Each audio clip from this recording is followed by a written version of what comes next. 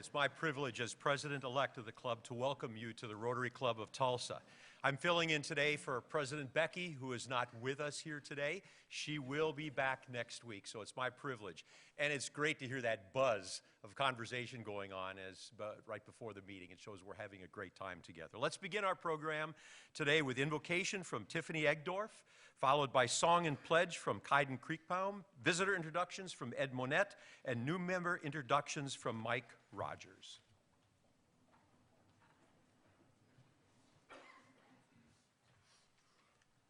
Please pray with me.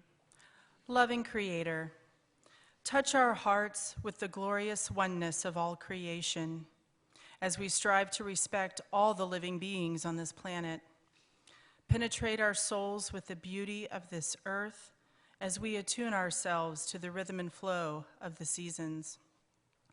Awaken our minds with the knowledge to achieve a world in perfect harmony as we work to make change in the lives of those around us for a greater good. Amen. Good morning. Please join me in singing America the Beautiful. Tom? Oh, beautiful for spacious skies, for amber waves of grain, for purple mountains, majesties above the fruited plain. America, America, God shed his grace on thee, and crown thy good with brotherhood from sea to shining sea. Attention, salute, pledge. I pledge allegiance to the flag of the United States of America and to the republic for which it stands, one nation under God, indivisible, with liberty and justice for all. Thank you.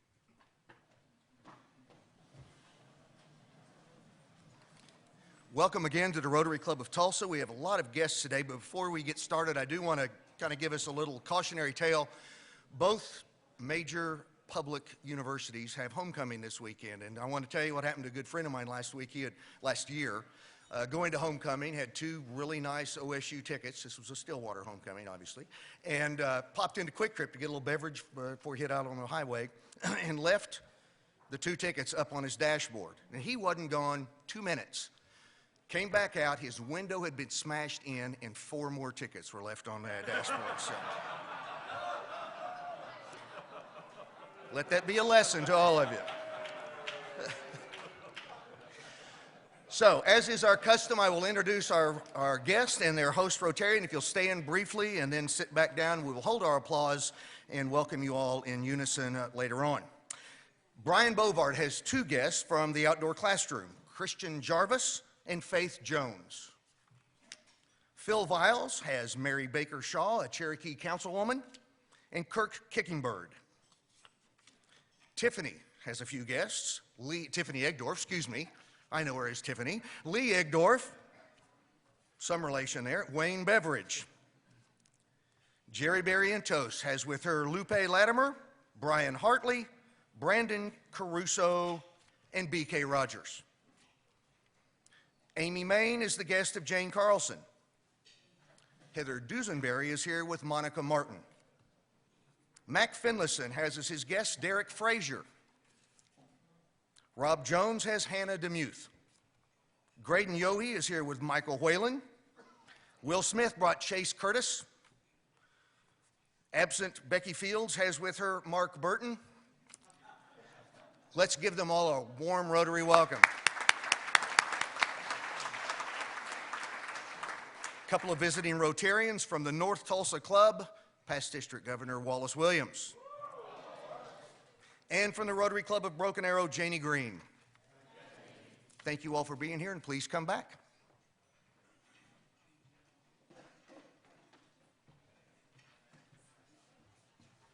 Good afternoon. Ainsley Stanford has been a member of our club since, what year was it, Ainsley? 1981. for 38 years. He loves what this club has meant to him and asked our new members to remember to consider him. I'm sorry, I read that wrong. He loves what this club meant to him and asked our new member to consider rejoining Rotary. Thank you, Ainsley, for bringing Tom back. Tom Kennedy serves as a property casualty insurance agent at Rich and Cartmill in Tulsa. He joined Rich and Cartmill in July of 2019 and is eager to help any business succeed. As a longtime business owner, Tom knows the exposure businesses face every day. He graduated cum laude from Cashel Hall in 1992 and from the University of Oklahoma in 1996 with a finance degree. Tom was a member of the Rotary Club of Tulsa from 2001 to 2007. Tom, we are so glad to have you back. Tom joined several of his colleagues as members of this club. Vaughn Graham, which is his father-in-law, David Morgan, Tom Peralt, and Scotty Selman. He's married to Hayden Graham Kennedy, and they are proud parents of 2 boys, Graham and Brody. A fun fact about Tom is that he was homecoming queen, or homecoming king. Homecoming, okay, I made it better than what it was. We were trying to find a fun fact. I dug it out of him. I said I was going to make something up if I couldn't get one. So I threw my little twist in there. Sorry, Tom, I had to stick it to you. So please help me stand and welcome Tom back to Rotary.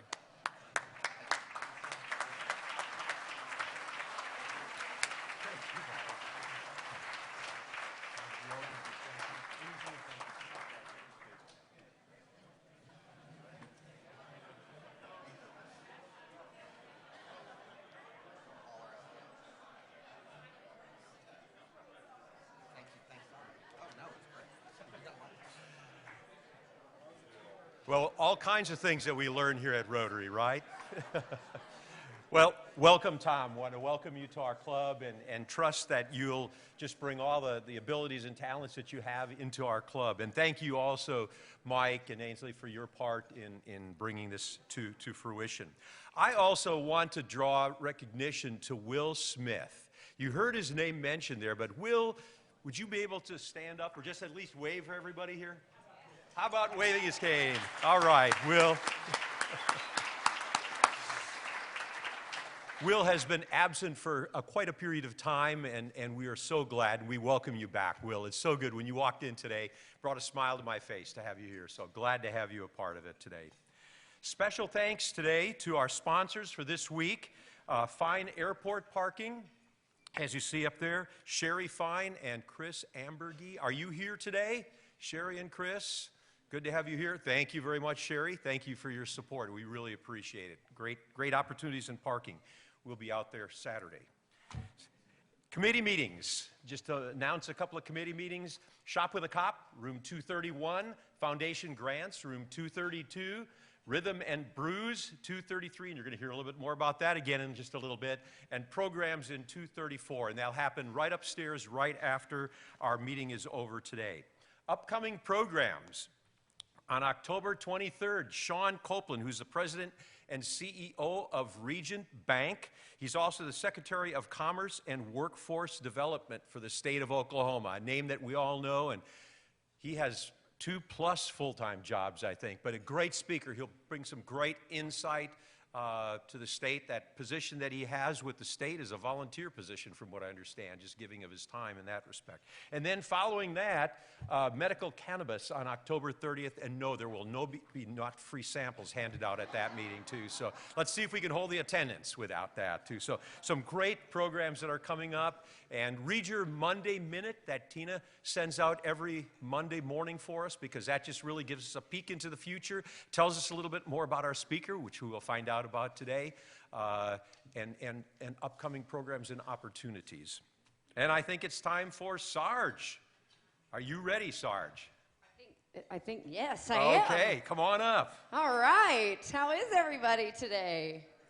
Good. There's a lot of humor already, and I thought to myself when putting this together, I was like, there's a lot going on. I'm going to have to skip all the funny stuff, so I'm really glad that Ed brought a little football humor. Are there any Sooner fans in the house today? Boomer, yes. What a weekend. I see that there's a lot of O State fans with all the boos and whatnot, so that was fun. Anyway, great weekend for football. But we are going to go right into fines because we have a lot of them, a lot of people to talk about. Cayenne, are you here today? I don't think Is she so. not here? I don't think she's here. She is? I don't think so. Oh. Well, it is her 34th birthday, and she is donating $34. So thank you, Cayenne. Glad she's not here. Trisha Kirkstra, thank you so much for your donation. 19 years in Rotary, and she is donating $100 to the foundation. Wow. Thank you so much. So she caught Daniel Ketchum having lunch one day at the Rotary Plaza. She's giving me a lot of fun pictures to work with, so just let's go through these. Daniel, are you here by chance? He's eating lunch at the plaza, probably. Welcome to the podium. Right. This is her and Brenda Melancon being the one in the 918. And this is a lot, right? So this is the Rotary International. It's Duff Weddle, Jerry Stamper with our Rotex Grace, who went to Japan last year.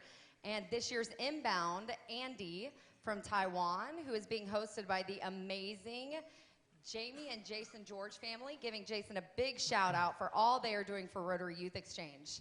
And just to add to it, we need someone in our club to step up and be the third host family from around spring break to June. You can contact Trisha for information. Please and thank you. Thank you, Trisha. Dan Stott, are you here? What is happening? No, I don't see him. An anonymous fine of $25 to honor the work on his project. This was on the front page of the Tulsa World. The city announces partnership with Reed Community Foundation to revitalize shuttered Ben Hill Community Center. So thank you, Dan Stott, for all of your work.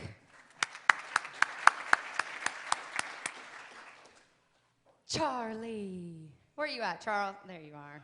I thought you were going to be like front and center or something. So he is donating $54, $40 for his birthday, $13 for lying about his age, and then another for the horns down, being that we couldn't do it at the game. Am I right? Thank you very much. Happy birthday. Last but not least, Brenda Melancon, where are you, girl?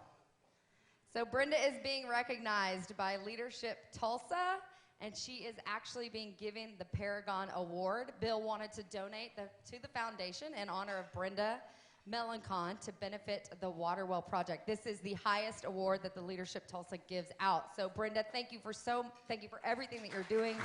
Thank you so much. And as always, call me with fines, anything you want to recognize. And just a reminder, if you need to pay your fine, you can either pay at the table to Tommy, Lynn, or Molly. You can call and pay via credit card to the office, or you can send a check to the Rotary office. Thank you guys so much. Thank you, Tana.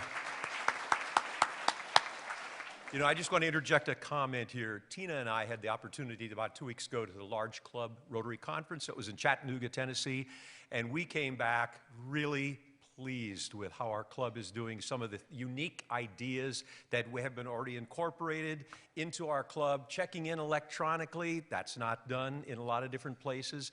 And just the average age is going down, which is great, keeping people my age here, but also the youth and the younger people that are a part of this club.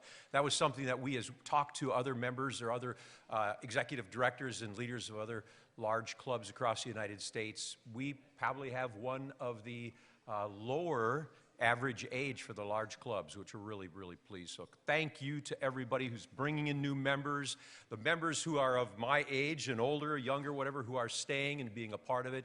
You are greatly appreciated. It takes all of those age spans working together that build the strength and the opportunity in the future of the Rotary Club of Tulsa. So thank you. I just wanted to interject that. We have a couple of side mic announcements. We're going to start off, first of all, with Cindy Salter on World Polio Day. Cindy, tell us about that particular day coming up. Hi, everybody. Thirsty Thursdays have been the third Thursday of each month. This year, actually Thursday is supposed to be tomorrow. What we're going to do is we're going to postpone tomorrow and make it on the 24th. We're going to celebrate World Polio Day. I had the pleasure of speaking with Wallace Williams, and he is the chair event for this wonderful cause. And when I spoke to him, he wanted to let everyone know that it starts at 6 o'clock. It's at 41st and Garden at the Wyndham Hotel.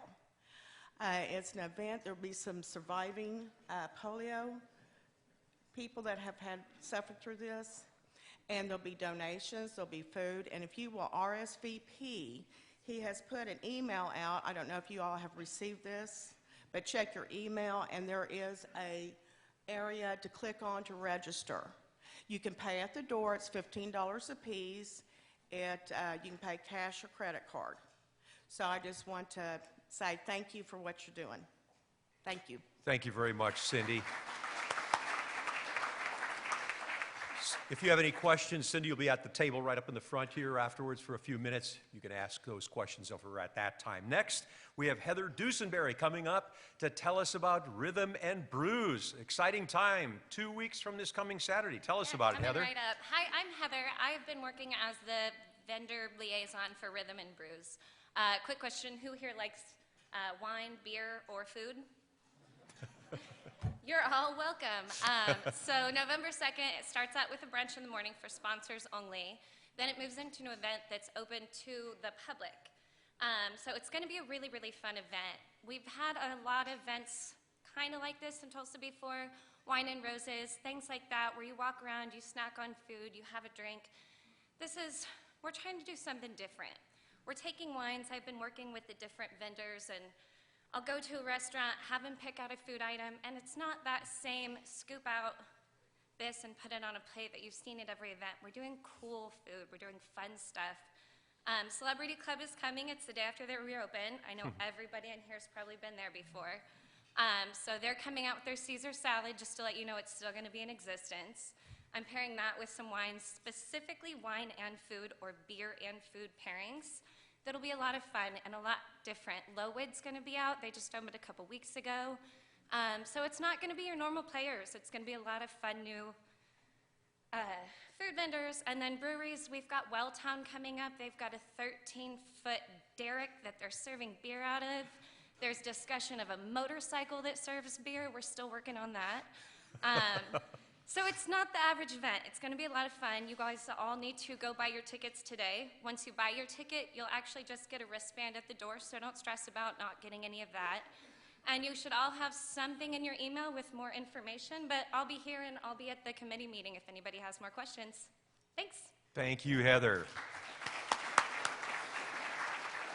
And a special appreciation to Monica and President Becky for heading this whole event up and really getting to how many of you, by show of hands? Yeah, let's give them a round of applause.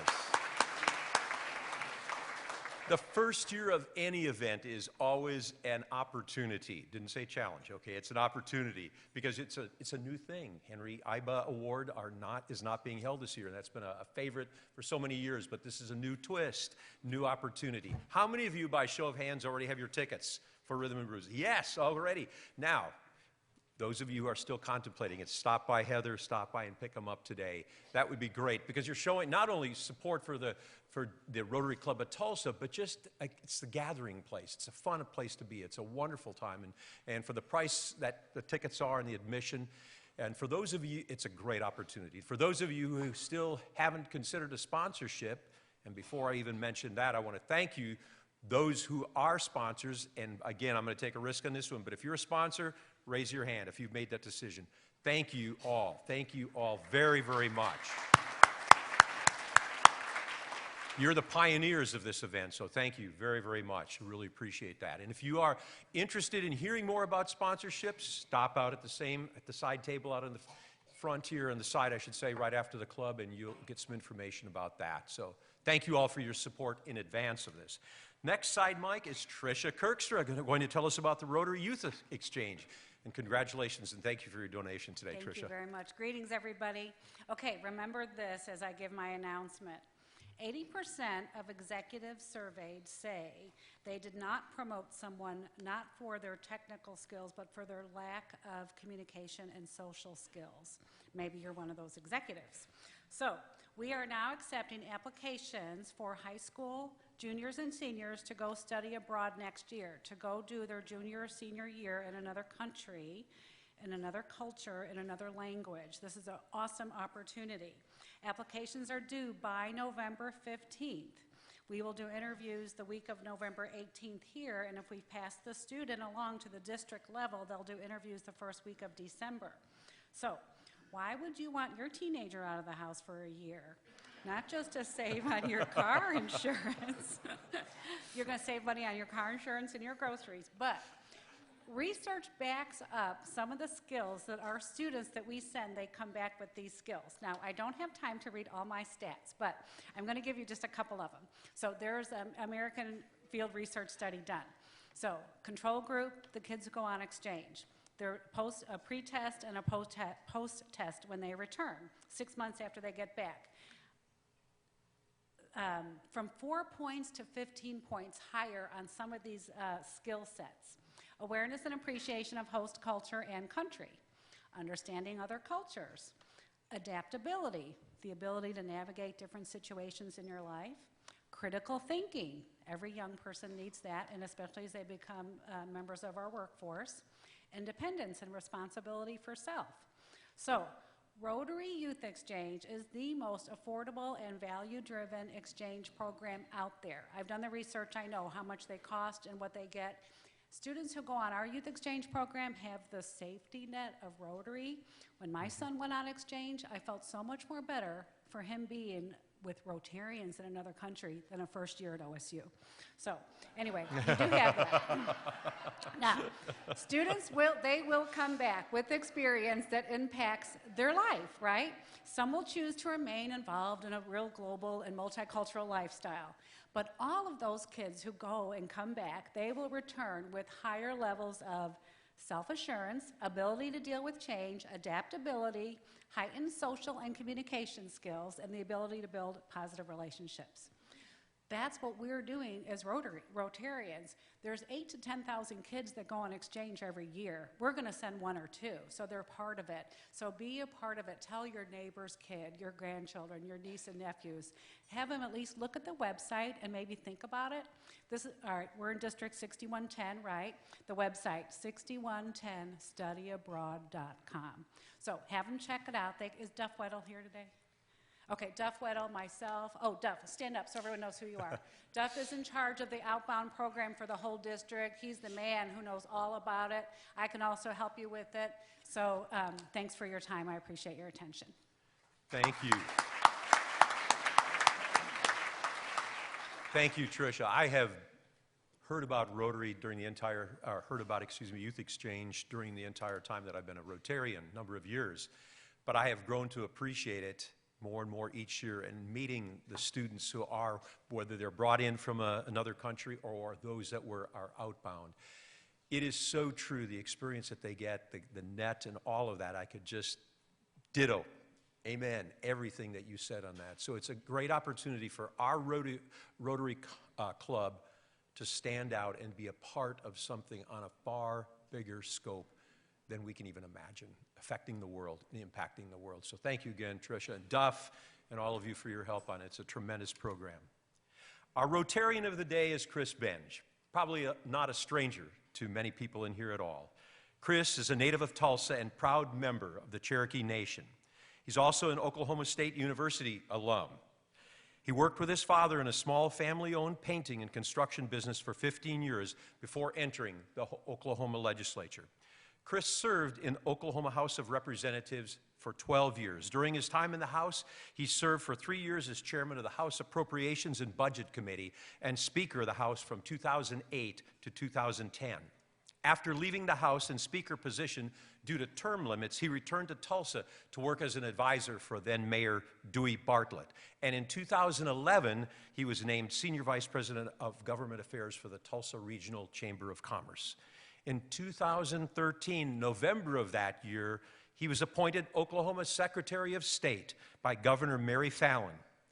In February 2015, Fallon appointed him Oklahoma's Secretary of Native American Affairs.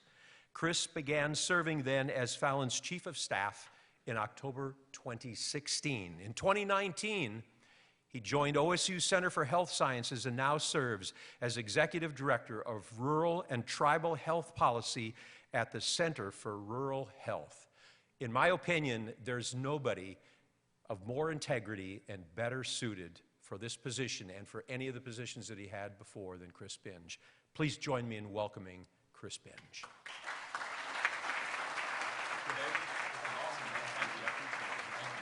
Thank you.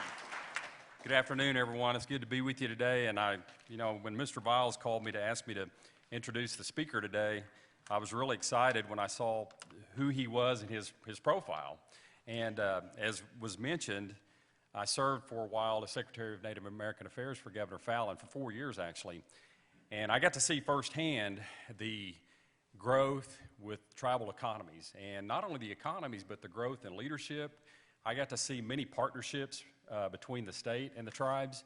And so I'm really excited to hear Greg speak here in a moment about what's going on in tribal communities and how their economies are growing and how they're benefiting the state of Oklahoma. I want to mention as well, because I work for Oklahoma State University Center for Health Science, one of those examples of partnerships is going to come to fruition next fall whenever the medical school in Tahlequah, a partnership between the Cherokee Nation and OSU CHS will open, and we are expecting to have 50 medical students beginning in that class, and then for the next 4 years we'll have 50 each year, we hope, where we will be producing 200 new medical students every 4 years. And I have to say, the vision of Chief Bill John Baker and my boss, President Casey Schrum, is really more than notable. These are the kind of things that history takes big account for, and we'll be looking back 10, 20 years from now and say, wow, that was really amazing. So I want to give that personal note, if you will, before I introduce Greg Goodell. Greg Goodell joined Hobbs Strauss in 2016 after serving the interests of tribal governments and communities in the Pacific Northwest for more than 20 years. His legal practice focuses on assisting tribal governments, businesses, and communities with economic development, strengthening institutions, complex construction projects, and dispute resolution. Greg is an active member of the American Bar Association and Bar Association's Committee on Native American Concerns and served as chair for 9 years. For his research on Native American political economy, in 2016, Greg received the first PhD ever awarded in the 100-plus year history of the University of Washington's Jackson School of International Studies. His doctoral research on tribal economic development has been published by the American Indian Law Review and the American Indian Law Journal, and he is the author of the book Strategies and Methods for Tribal Economic Development, Creating Sustainable Prosperity in Native American Communities. His academic and legal research on indigenous economic development has been published and cited by leading media sources, including The Economist, Bloomberg Businessweek, Newsweek, National Public Radio, and numerous international television and multimedia services. Greg actively supports veterans' rights and programs, and from 1994 to 2002, he served as an officer in the U.S. Army Corps of Engineers and Judge Advocate General's Corps with the 2nd Armored Division, 4th Infantry Division, and 81st Infantry Brigade. Greg, his wife, Christina, and their son, Thomas, enjoy hiking and outdoor sports, bird watching, and spending time with their family. Please welcome Greg Goodell to the stage.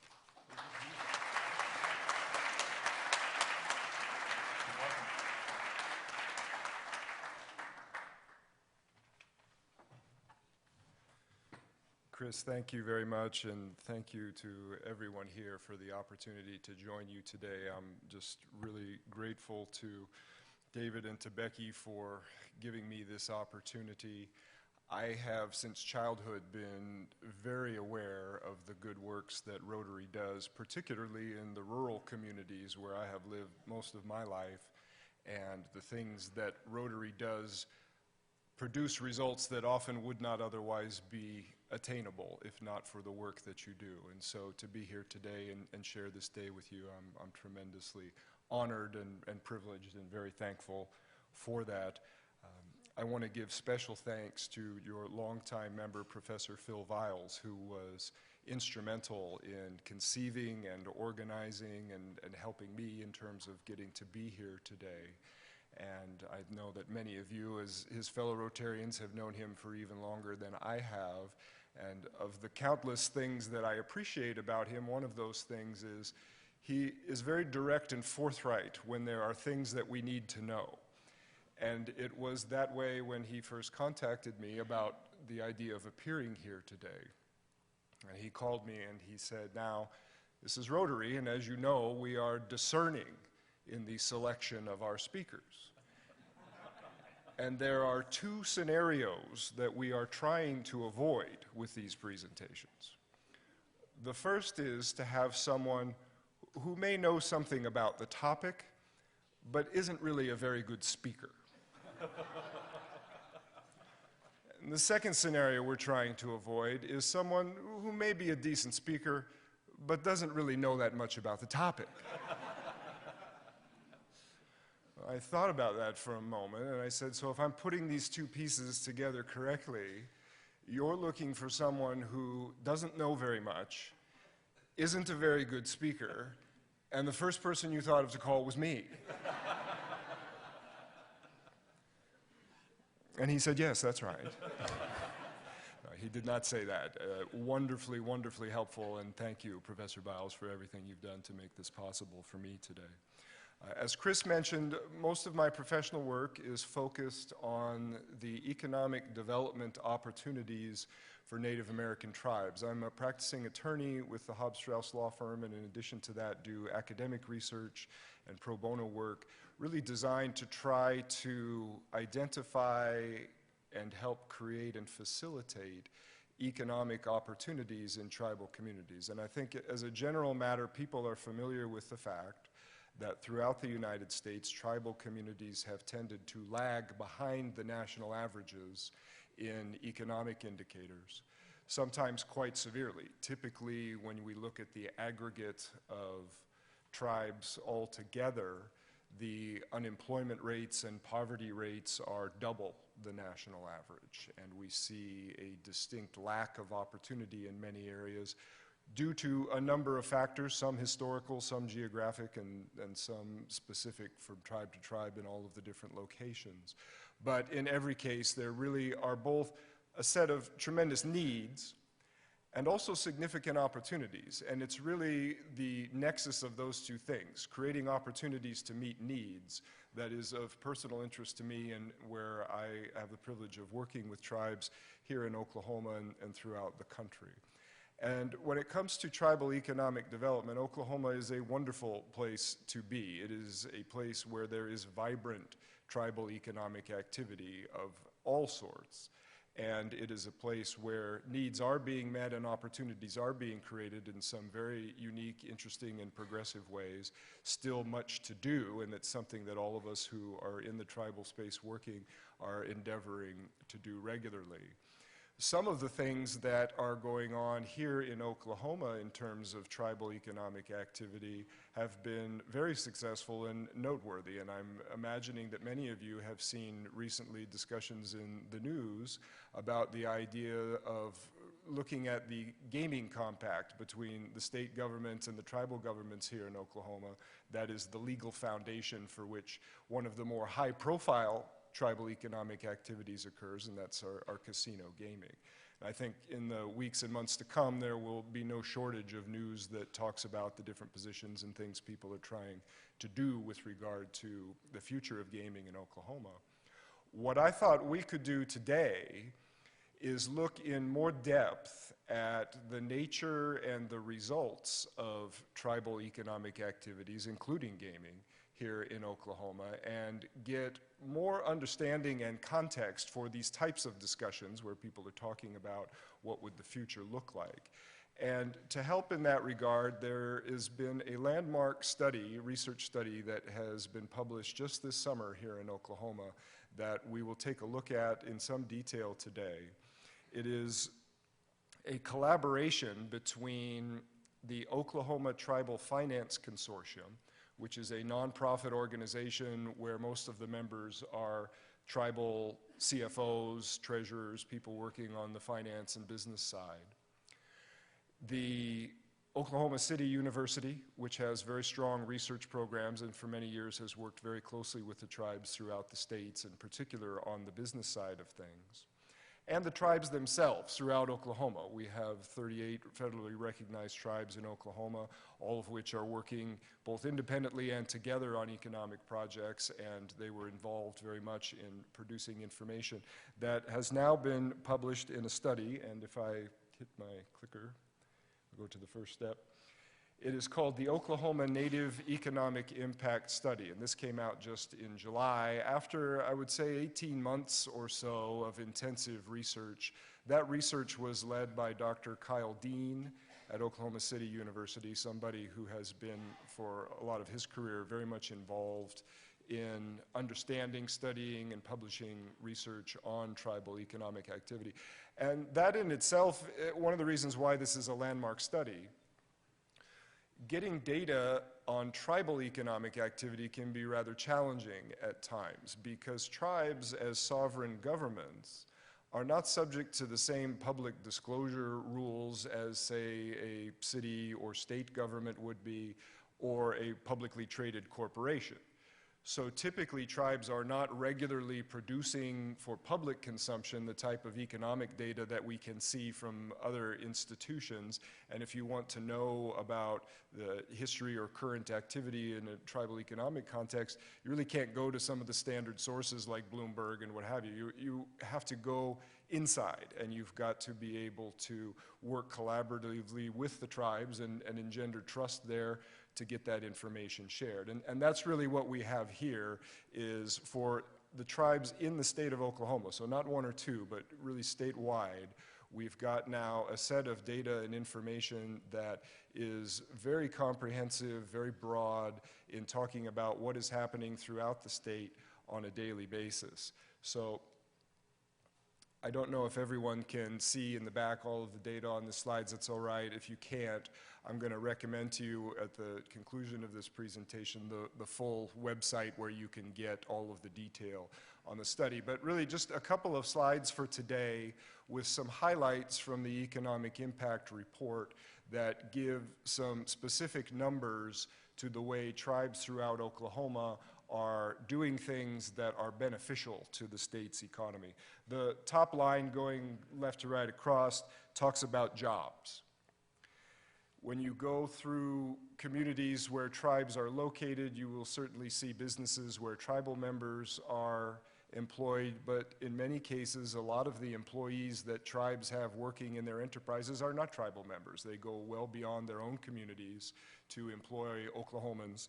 And as of 2017, and I should say that right now, that this study reflects data from the year 2017, which is the most recent year for which we have complete and validated data. Certainly all of the numbers that we would look at now, almost 2 years later, are going to be higher than what we see now.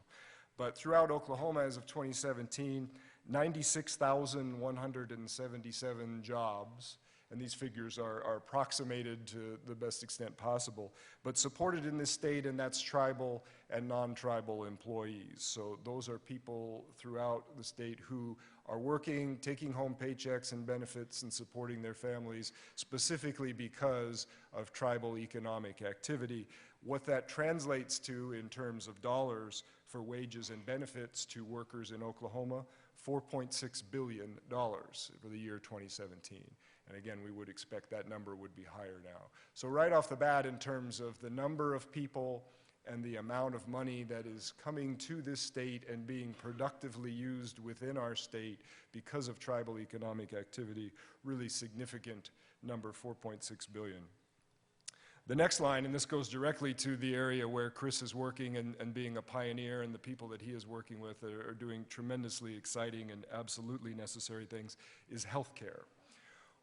One of the areas where, again, Native American communities tend to lag behind the rest of the United States is in the treatment of preventable diseases and just overall health indicators. There has really been forever a significant gap between the availability of care, the quality of care, and the ability of Native American people to regularly access care compared to other communities. And so that is probably the most urgent gap that needs to be addressed. And as Chris is working on every day, that is very effectively being addressed here in Oklahoma.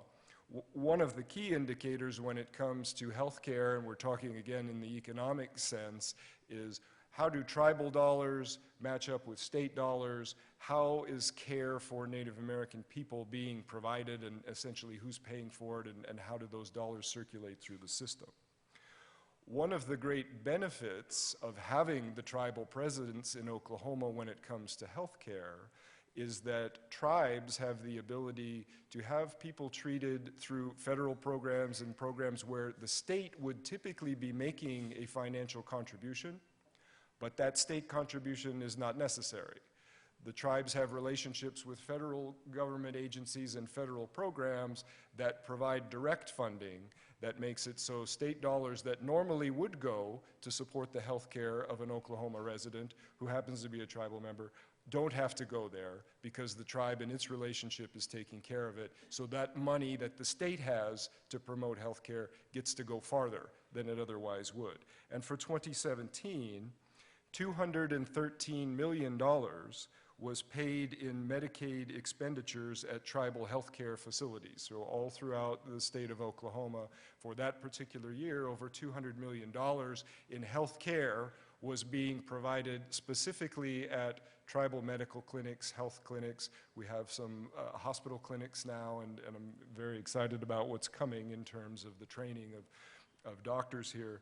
And what that translates to for the state of Oklahoma with its budget is a savings of $88 million by not requiring matching funds that would typically be paid if the person who was seen in those tribal clinics was not a tribal member. If it was somebody who was just an Oklahoma resident without the ability to go to those clinics, that's how much more the state would have had to pay, and therefore this is how much more money the state is able to put back into the healthcare system for the rest of Oklahoma.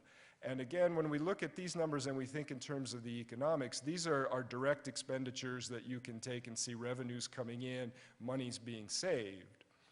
But throughout Oklahoma, at these tribal health clinics, we have doctors and nurses and technicians and staff who are employed there. And they are receiving their salaries and wages, and that money is going back into those communities, many of which are rural communities, where doctors, nurses, and others are not typically going as a matter of commercial choice.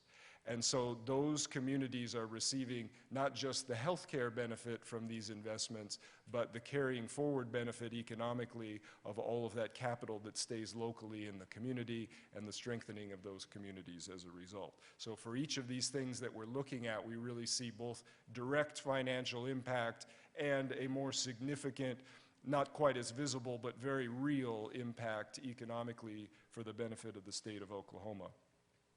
The blue bar, the third one down, is education. And this is really where the tribal gaming and the gaming compact connects most directly with the state's economy and the state budget for state government.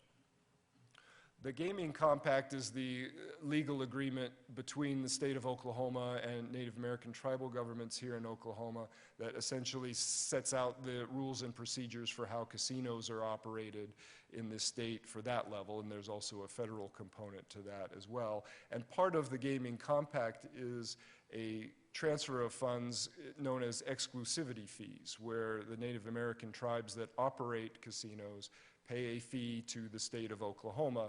And the arrangement for that fee is that money is determined to go for education. And this is the public education for all Oklahomans. In 2006, which is the year that exclusivity fees began being paid here in Oklahoma by tribes who began opening casinos, up until the year 2017, the total amount of exclusivity fees that went from tribes to the state government to support public education was in excess of $1.3 billion. For the year 2017, our study year, $198 million that year was paid to the state government's education funds, both in the exclusivity fees and other direct tribal contributions to education through things like scholarships and other financial support that tribes give for students here in Oklahoma. This past year, and being married to an educator and having a mother who was an educator, I think very much about public education, and we certainly in Oklahoma went through a significant time of trial and really focus on the fact that we need more education funding in the state, and there's a lot that needs to be done to move us up in terms of national rankings for how we compensate teachers and how we provide facilities in our public schools. This is obviously a crucial component to getting there, and tribes, for their part, are making, on an every year basis, significant contributions. Certainly, for now, we would look at a number well north of $200 million that will come in to support, and that's absolutely crucial money. That's not money that could be replaced really in any other way in any reasonable time frame. So when we look at an entertainment facility, whether we like to go gambling or attending concerts or any of the things that are offered there, what we are really looking at is something economically that supports one of the most important things for everyone, and that is the education of our children and our people, and it's very significant in the way that tribes contribute to that. The last item on this slide relates to infrastructure, and this particular number is for roads and bridges. Tribes, again, through the uniqueness of their legal and political status and their relationship with the federal government, have the ability to bring in transportation and other infrastructure dollars that would otherwise not be available in the state, would not be available to other organizations. There is money there that is particular for tribes. And one of the things that's so beneficial about that for a state like ours is many of our tribes are located throughout rural areas where typically those are not the priority areas for infrastructure because they don't have the population density, where you would, if you have limited funds, be looking to concentrate road dollars and bridge dollars into the areas of the highest traffic. But the problem with that, even though it makes rational sense in terms of serving the most people, is you start to wither in the rural areas, and those communities start to lose people and lose opportunities because they are not keeping up with the infrastructure. So one of the things that has been mentioned in conversations lately that I really thought about from an economic standpoint that made a lot of sense and is very true is tribes don't leave. Tribes are located where they are located, and those are their communities, and they serve those communities, and they don't pack up and move to another country to conduct operations or outsource things that are happening that need to happen there. So oftentimes in the rural communities, the tribe may be the biggest employer, it may be the biggest economic enterprise in an entire county, and therefore becomes absolutely crucial for the future of that county. And when we think about economic development, infrastructure is something that cannot be overstated in terms of its importance. People and companies are going to go and do things where they have access to good roads, good parking, good transportation. So tribes have brought in collectively over $200 million in federal road and bridge money through tribal transportation programs. There are nearly 27,000 miles of highways and roads supported in the state of Oklahoma through those tribal programs, and Oklahoma is first in the nation for federal dollars coming here through tribal programs to build roads. And as someone who drives every day, I appreciate that, and I think for all of us that's true. One thing that's not on this slide, though, that I would mention in coordination with that, looking here at transportation, we can think also in terms of communication. One of the most important aspects of infrastructure in America today is communications infrastructure, cell phone and internet. And again, rural areas are typically overlooked for those services. The Verizons and AT&Ts are going to invest first in the places with the highest population density where they can get the most subscribers. Only later may they go out to rural areas. Tribes, through their relationships with the FCC and through programs like the USDA's Tribal Broadband, have the ability to get federal money and tax credits to put up new cell towers, to put in high-speed fiber, to put in all of the things that are necessary for modern high-speed communication in rural areas. And when you've got good roads, good cell service, and high-speed internet, you can really do any kind of economic activity you want. That's the basic thing that's needed. And when a rural community has those things, they can bring to bear some competitive advantages that they have relative to urban areas, like lower land costs, lower wage costs, things of that nature. So these programs that the tribes are bringing to the areas of Oklahoma outside the major urban centers are absolutely crucial in terms of supporting quality of life and also presenting something that's really strengthening the state north, south, east, and west. Very powerful. And the overall economic impact, as reported in the study from the year 2017, 932,330,170. That is the total value of goods and services produced by the comprehensive collection of tribal economic activities in the state of Oklahoma for 1 year. So certainly we're, again, north of 13 billion for that. And just some quick facts as to how this power relates to the communities on the ground. 13% of the population here in Oklahoma is Native American, either exclusively or in combination with other races. Oklahoma has the second highest number of self-identified Native Americans in the United States. Only California has more. We have, again, 38 federally recognized tribes. And this last number is one that I think is particularly pertinent for people in Rotary who do so much in communities in terms of donations and financial support.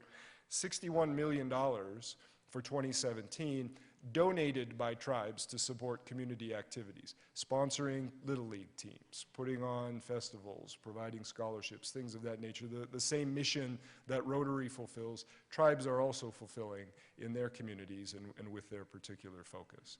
So when we think about economic activity in the state of Oklahoma in the tribal context, it is tremendously significant, and it is something that is worth thinking about in depth and thinking about broadly, because even without realizing it, we are all benefiting from it.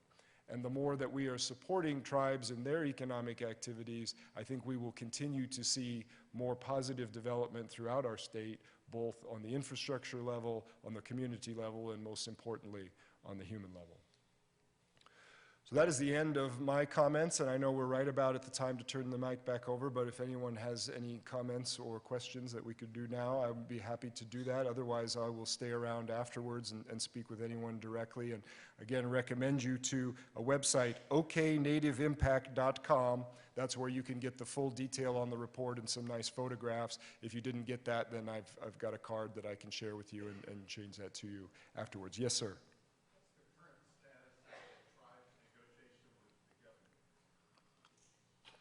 The question is, what is the current status of the tribe's negotiation with the governor? And you mean on the gaming compacts. I would say that essentially it's ongoing in terms of positions being stated and refined and researched. I would expect that the discussions are going to go on for quite some time in terms of trying to get to compromises. I myself have not seen a lot in terms of specific hard numbers or other types of detailed proposals where you would say, okay, here's a basis for doing something different than we've done before and having an agreement on that basis. So they are, I think, not at that stage yet where you are exchanging formal offers or that kind of thing. I think there's going to be some time before that happens because, as this indicates, there's a lot to take into account and think about. And one thing just on that point that I would mention, and thinking about this in the news, as you see articles and you see position statements being made, every state that has tribal gaming operates it under a compact agreement between the state government and tribal governments, but those compacts are not the same. No two compacts are created equal. So when you see a number in one versus another state or a percentage in one state versus another state, those will not be apples to apples. And we need to look in more depth at what it is that's being authorized under the compact, how extensive it is, because 15% of something might actually be less than 3% of something else when you think about it in terms of real dollars. And so there's a lot of information, I think, that needs to be still processed by people. In that regard, give us some context, because as I understand it, the governor's argument is that the 4%, 5%, and 6% rates that the tribes are paying under the compact are too low. Nevada, for instance, gets 6.75%, which they tout as a very low percentage. What rates are other states charging in their compacts to the tribes? I know Class 3 gaming, it's 10% under the compact, but as you know, Class 2 gaming is the predominant form of gaming here in Oklahoma. VGT, for instance, the primary manufacturer of Class 2 gaming, has 20,000 Class 2 video gaming machines in the state of Oklahoma. So give us some context here. What rates are other states charging or in the tribes? What rates do they have in the tribes for that type of gaming? Okay. Yeah, thank you. Again, whichever state compact you pick up and read, you're going to see a completely different set of percentages, and those percentages are going to relate to a completely different set of activities. I would say that there are states where you can find gaming activities where the percentage is 0, because there are other things that are being done in that state that make sense economically to have that as a state. There are others where the numbers go up significantly from there. In terms of context, and I think that's the right word to be thinking about as we're looking at this, I was not involved in the original negotiations of the compact here in Oklahoma, but I have spoken with many of the people who were. And by all accounts, tribal gaming in the state of Oklahoma has been a fantastically successful economic activity. The understandings and predictions that people had at the time of how much money would come in from gaming and how much money would go to the state government from tribal gaming have been not just exceeded, but basically doubled. So there's twice as much money from when this started to where we are today that has been realized in this state. And that is a wonderful testament to how well that partnership between state government and tribal governments has worked. It did what it was supposed to do, and the result has been fantastic. So I would think of that in terms of context when you're talking about, is a particular deal comparatively good or not. The deal that was made here in Oklahoma and that the tribes operate under now has been a huge win for everyone concerned, and as we saw from those numbers, is producing significant revenue in all of the important areas that you would want to support. Would you remind people of the expiration date of the compact? No, because there's a rule here at Rotary about politically sensitive topics, and so I'm afraid I won't be able to answer that question for you. We're going to need to end right now, and feel free to come up at the end here, okay? But let's congratulate. Thank you very much.